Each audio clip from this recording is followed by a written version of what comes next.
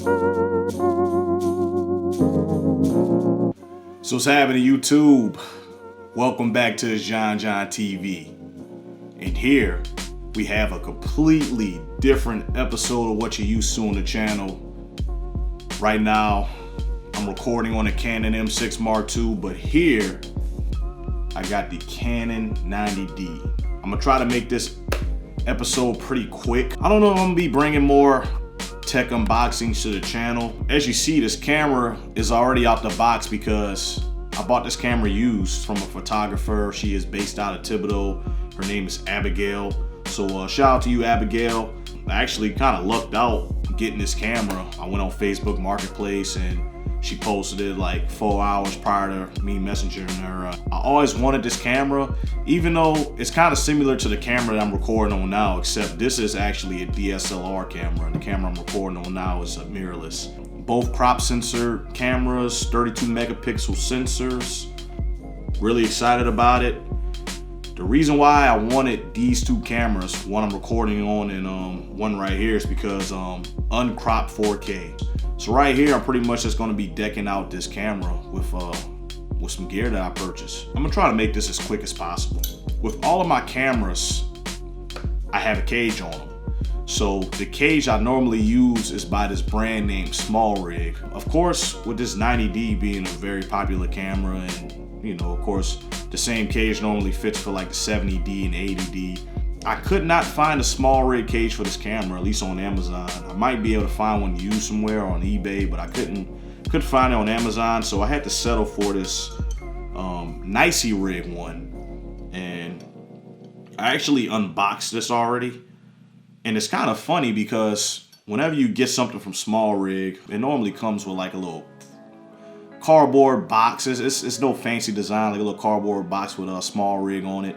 But normally all of the items be inside of a plastic bag that says SmallRig and like red lettering and all that stuff. And this cage came in the same type of bag that the SmallRig stuff normally comes in. So this is promising. I actually put this on my camera already, and mind you, I didn't include this in my intro, but this is actually my second time recording this because the first time I didn't have a good angle over the top. So this is my second time recording this, so that's why everything's already unboxed. But in order to install this to the cage, all you gotta do is just see you have this little screw threader or whatever. Some people can use a penny or coin or something like that. And all this does is tighten down the screw into your camera. So as you see, under every camera you have a little mount or whatever, tripod screw. And all you gotta do is just line this up properly, man, and it goes right on there. So I'm gonna go ahead and install this right quick. Be very, very gentle. Camera up. There we go.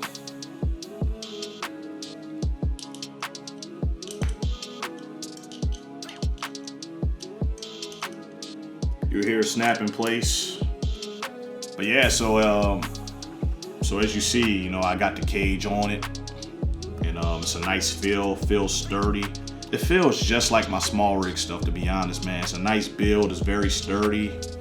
Not flimsy at all or anything like that. Feels good. So that's it for the cage. And of course you got a whole bunch of mounting options on here. You got a ARRI option here. ARRI. Yeah, so you got 1, 2, 3, 4. Yeah, 4 mounting options to mount a ARRI type accessories, you know, like top handles. I got a top handle here. This one is from U-Rig, which I actually kind of like the feel of this one, and it's really, really quick and easy to install. All you do is just line up the holes, thread it on there, man. It's pretty easy. It's pretty simple, and it feels good in the hand. SmallRig actually has one too. I actually don't really care for the feel of the SmallRig one. At least in my hands, it's a little bit more. I don't know. This one's a little bit more solid. Let me just go ahead and take this one off and put the other one on. As you see, that's one of the benefits of an ARRI mount. It's really quick to install. So you see here, the screw is not really as big. But what I do like about the small rig one, it actually comes with something to torque it down with, you know, so we can get that extra oomph out of it, you know, make sure it doesn't back out or anything like that, or that you under torque it. So that's that, man. Top handle. Here I also have a small rig side handle. So of course, pick whatever size you like. I made a side to go on the other side of my handle here. So let's see how I like that feel. And most people kind of opt to go on the side that their actual grip is on. I don't know how I feel about that, because, you know, if you want to actually keep it sturdy, you'll have one hand on the grip, one hand on the side handle. So preference, I guess. And even with the side handle on, the screen actually still comes out and articulates. And like I said, what I like about this the side handle and top handle from small rig, they're both ARRI mounted handles. So you see how quick it is to install that. And as you see here, there's 2 pins and 1 screw. I don't know the actual thread size of the screw, but you see how quick it is to actually install and take off. Effortless. So that's it for my setup here. One of the few things that I've been kind of looking at and eyeballing, I do want to get a field monitor. So I've been pricing those. The one I'm kind of like really opting for is the Portkeys PT5 one. That's like about $125, about a 5-inch screen. So, you know, that's a good option. You can actually install your LUTs on the actual monitor itself. You know, like I said, it's only a 5-inch screen, so that's great. And then also, I have lenses for this camera. So of course, the Canon 90D, it comes with the kit lens, if you opt for that package, of course.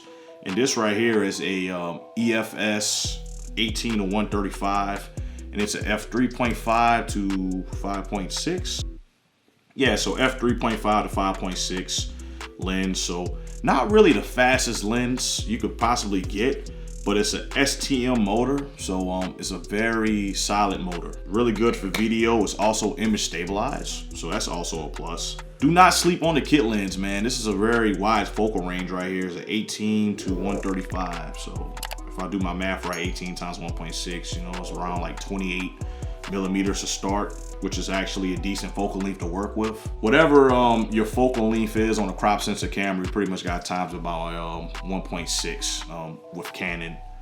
Of course, it varies by the camera maker. Also, this lens right here, it is a Canon EFS 17 to 55. And what I love about this lens right here, this is a very versatile lens for me. It's stabilized, has autofocus and manual focus. And it's also, most importantly, a constant aperture f2.8. So this right here it's the closest thing you'll get to L glass in the Canon brand. That's not L glass. Of course, it's not weather sealed, I believe. Yeah, it's not weather sealed or anything like that. Very good lens. I actually bought this lens used from a lady. Where did I buy this? She's based out of the city that I live in. Her grandfather was selling the lens, and I guess she didn't know what she had. She originally had it listed for $600.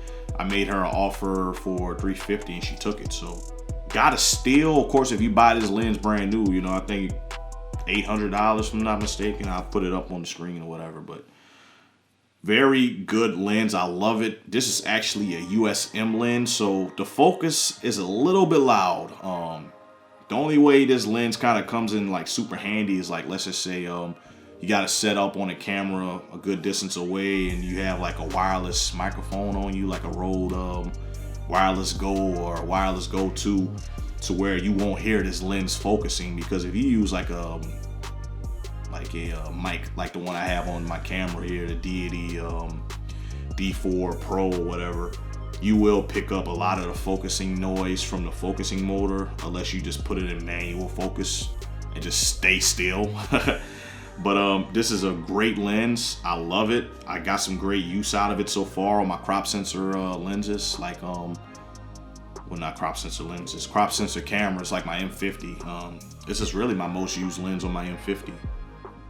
Besides this one, the 16 millimeter 1.4 by Sigma. What else I have here? Oh yeah, I also have this right here. This is anchors, quick connectors that you put on your camera. If you have like any type of Peak Design straps, you know, this will quick connect to the Peak Design strap. Yeah, I don't know why my camera's having a hard time focusing today for some reason. The last time, that's why I'm recording this for a second time. And also, one of the most important things you need accessories wise for any camera is extra batteries. You need spare batteries. So right here, I got the Power Extra batteries, high endurance batteries. 2-tub pack with the charger is about $50. And this is also the charger that it came with, Power Extra. Should charge relatively quick. And I like how you actually have a cord that it comes with, but on top of that, it has a built-in cord into the back of the charger itself. So, you know, if you don't want to just use the Canon stuff, you can use the Power Extra stuff as well. So this pretty much going to conclude the video, man. I know it's been a while since I dropped anything. Oh, I'm forgetting something. Hold on a second. This is something else I'm really excited about. I picked up this 85 millimeter lens right here, and this is great for portraits. Of course, this is 85 millimeter focal length on a full frame sensor camera because this is a regular full frame type lens. USM, of course, I won't be shooting any video with this thing, but one of the biggest reasons why I picked up this lens is because I'm really excited to announce that I'm about to be getting into photography. And this lens will be paired perfect with my Canon RP. Let me show you that, by the way. Let me grab that. So as you see here, I have really, I have a lot of cameras. So this is actually the second camera that I ever purchased. At the moment, I have a very versatile lens on here. So here I actually have a Canon 24-70 constant aperture f2.8. This is L glass right here, USM ultrasonic. If I'm not mistaken, I think this is the first generation of the lens. One of the few downsides to this lens is not image stabilized. So, of course, you know, you got to use your image stabilization on your camera or use it with a gimbal. But of course, this is a very heavy lens, so it'll be hard to kind of balance on a gimbal. This is what I'm using at the moment. Put this back on. There we go. So I got that back on. But of course, with this Canon RP right here, man, one of the biggest perks of this camera is that it's full frame sensor. So this is actually the only full frame camera that I own. Every other camera I own is a crop sensor camera. So the Canon M50 is the first ever camera I bought, crop sensor. This RP full frame sensor. The camera I'm recording on now, Canon M6 Mark II crop sensor, 32 megapixel.